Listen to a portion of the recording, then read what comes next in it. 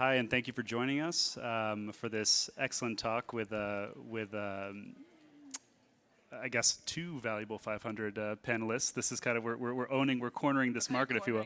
Yeah, cornering. But this is a conversation during which we're really going to talk about something that we're both deeply passionate about, which is synchronized collective action and its power to change the world. Before we do that, my name is Stephane LEBLOIS. I'm the Chief Community and Programs Officer at the Valuable 500. As an audio description, I'm an aging white male with a silly mustache wearing a gray vest and brown shoes and jeans. And to my right, she is known by many names.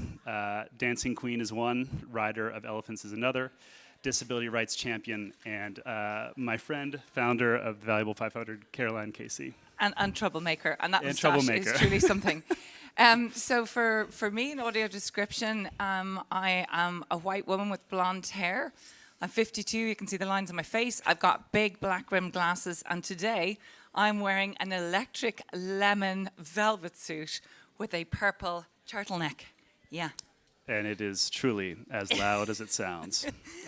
So without further ado, we'll just get right into it. So Caroline, obviously we've heard in a number of different points throughout the conference and in other points throughout the year, this term synchronized collective action. And what I would want for you to do is, in your own words, talk about synchronized collective action and generally why the Valuable 500 has chosen this as our catalyst for change.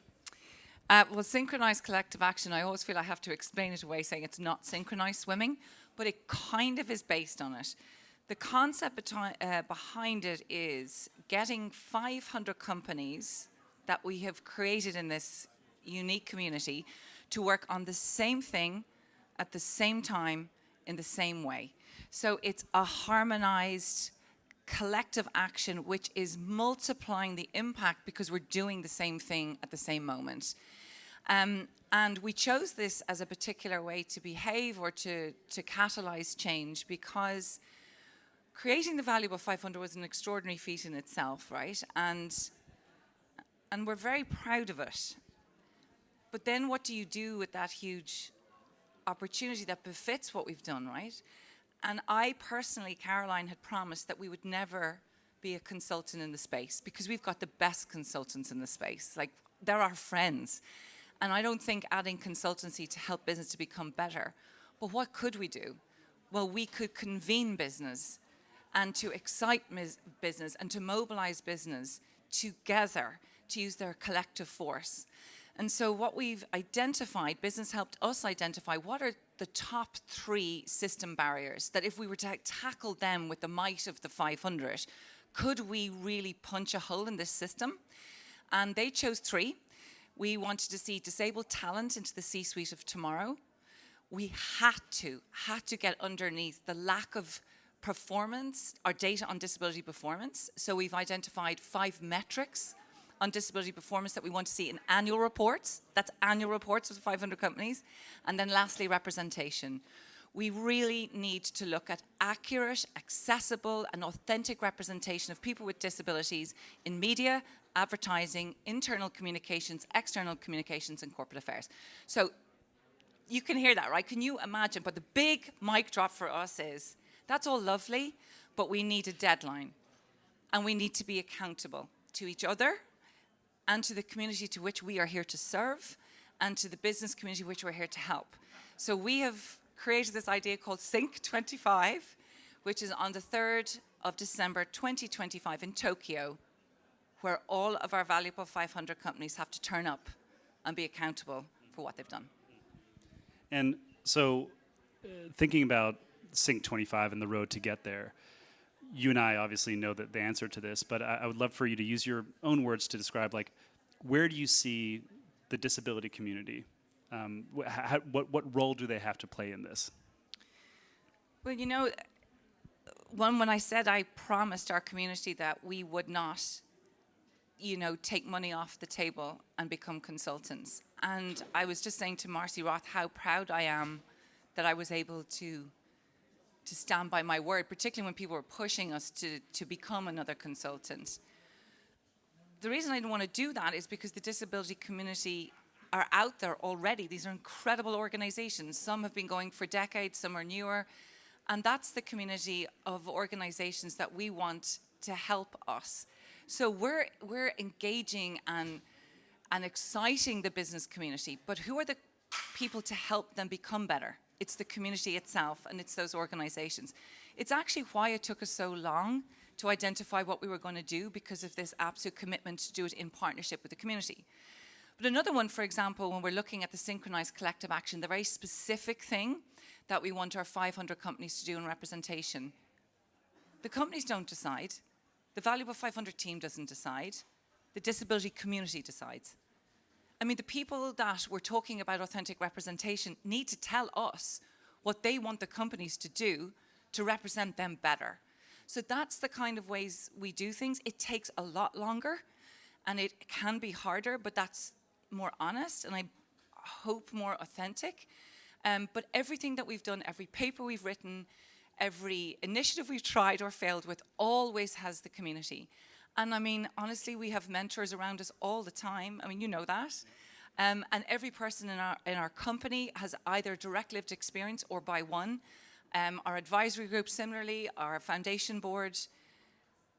I mean, I'm really proud. Actually, that's the thing I think I'm proud of the most. Can we do more? Of course we can. But I still believe we're doing it the right way. And so, kind of moving towards Sync 25, you know, obviously this is going to be a big moment for us, a big moment for our companies, a big moment for the disability community, many of whom will hopefully be in attendance, right, in Tokyo. I guess, tell us a little bit more about this journey there, right? So we have these three pillars: inclusive leadership, reporting, representation, and within that, you've touched a little bit on the white paper. You've touched a little bit on our 5 KPIs. What are some of the other things that the Valuable 500 is doing to advance our companies towards Tokyo? Well, the first most important thing is, in the same way in creating the Valuable 500, is actually to create a vision that's exciting and scary enough to get people to want to try and be part of. Look, we already engaged 500 companies. We've got to do that again, and it's really hard, okay? It is really hard. So we were very clear. I'm an ex-management consultant for my sins. So first we were very clear on the 3 problems. So they told us the 3 problem areas. We have either written or finishing off white papers which really discuss the problems that are underlying it, and then we have the solution. And those solutions have been developed with the disability community. So that's kind of the map. But then we have webinars. We're going to have master classes. At every, I hope, conference, you're going to see Valuable 500 companies grouped together to share, whether it's resources on self-ID or whether it's case studies that they do better. It's to get people sharing what they do. But we are here to help bring in from the community some of the greatest experts, like, for example, Purple Space, Kate Nash, employee resource groups. Of course we will. Hi, Kate. Hi, Kate. We're talking to Business Disability Forum. We have people like Global Disability Inclusion with Meg Ryan and Self-ID. I mean, there's so many great voices out there. So what we do is reach out into the community and put them in front of our Valuable 500 companies to help them skill up and be confident as they move forward. What is our job? Is to keep beating the drum and say, you've got to come with us, you've got to come with us, you've got to come with us. So we're back on the campaign route in one way, but then we're also on the delivery route, and that's quite hard to achieve. It's not easy, yeah. So going back to this idea of accountability, we'll have this moment where companies can report out on the things that they've done over time, but what is the long-term vision in terms of how the Valuable 500 will create systemic change when it comes to measuring accountability? Yeah, accountability, I think anybody who knows me, it's something, my voice shakes when I talk about it, it's the thing that I need and want to see most in my friends and my family and myself as an individual. When you get something wrong, you say it, and when you get something right, you celebrate and make sure you share that with everybody else. One of the greatest problems is having great ideas is wonderful, but unless we actually are accountable for what we said we would do, So part of Sync 25, the first day of Sync 25, is the 500 companies have to report back on what they've done against those synchronized collective actions. And can I just say to you for a second, that will be the biggest piece of data around disability inclusion ever, right? So we will see it, and what will we extrapolate from that, and what will we learn from that? And even if it's not great, at least it's the truth, right? It's the truth to which we can move from. So the long-term aim with that first accountability moment, the second day of Sync 25, will be working with the disability community, disability business experts, and the companies to say, from that data, what's the next 1, 2, or 3 synchronized collective actions? And every 2 years, for 10 years, we will have Sync 27, Sync 29, go on, go on, go on, using the accountable data to inform how we move forward. And as I said, look, I don't know. Somebody said to me, what happens if only 40 companies turn up in Tokyo? Well, shit. But that's the truth. So why didn't you turn up? So what do we learn from that? And rather than shaming people for it, is let's learn from it and find out, well, why didn't you turn up? What did we do wrong? What can we do better to ensure that Sync 27 will happen and Sync 29? 40 companies won't turn up. I promise you there will be a lot more than that. But that's what I talk about accountability, is not being scared of the truth, even if it may not be what you want to hear. And to that point, I mean, you know, in the last couple minutes that we have here, we're a growing organization, and we're a relatively new organization in this space. And for any new organization, there are evolutions, challenges that come up, barriers, opportunities, and iterations of what you are and what you're going to become. And we've spoken about this before, but you know, and you've alluded to it a little bit at the beginning of this conversation, but for any entrepreneurs, any innovators out there who feel down on their luck because something didn't work in the first instance, could you tell them a little bit, or do you have a message to share around iterative progress and just change and innovation and kind of failing, trying again, failing, trying again? You know, I think people, when they see the Valuable 500 or see a blonde woman running around in a yellow suit, think that it was easy. It really wasn't easy. You know, I'm 25 years an activist next year, when, you know, after I came out of the disability closet, and I'd had this dream about the Valuable 500 for years. I had 4 failed attempts. I had to remortgage a home. I had to literally traipse around the streets with nothing for a long time. And then you create the Valuable 500 and everybody goes, okay, well, that's done. You did a great job. And then this fear of not delivering on what you create. And that's why those 2 years were so hard, because I refused to allow us to give in. When we didn't know, we had to fail and try, and we worked with our iconic companies to try and work on those solutions. And there were moments, honestly, I mean, you know, you were in the team. It was, how are we going to break through? How are we going to birth this breakthrough? And it came eventually, but it came at a cost. It was really hard. And then when you got it, you knew it.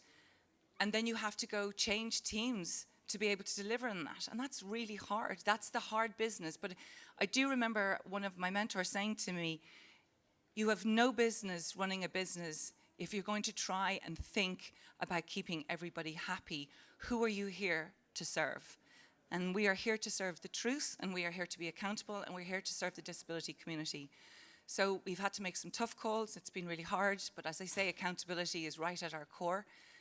And I've learned a lot, and I'm still learning. And a work in progress. So any entrepreneur out there, this is a 52-year-old voice wobbling, saying, keep trucking, keep going, don't give in, wear bright colors if you need to, drink some red wine, dance. I promise you, every small thing you do adds up eventually along the way. And don't you dare ever give in or give up. Well, in the name of iterative progress and synchronized collective action, I'd love to end on that wonderful and very powerful note. Caroline, thank you for this conversation, and thank you to the audience for listening.